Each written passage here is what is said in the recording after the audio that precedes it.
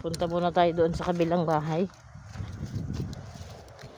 Mainit pa rin talaga. Ang na-harvest namin, bali 2 banyera lang.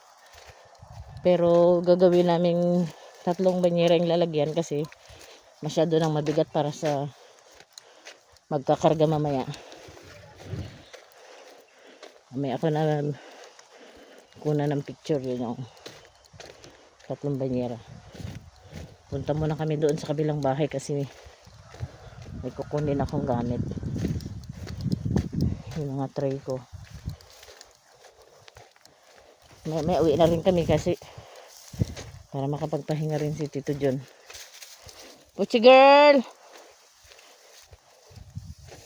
Yun ang aming bodyguard. Galing pa yan doon sa aming bahay sa Manalo. Napunta sa San Pedro.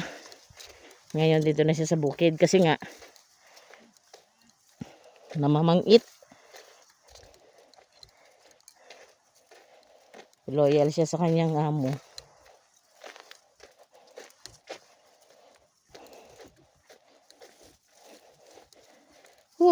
Mainit. Itong hindi ko matiis sa bukid. Pero na lang siguro kung hayahay ang buhay sa bukid.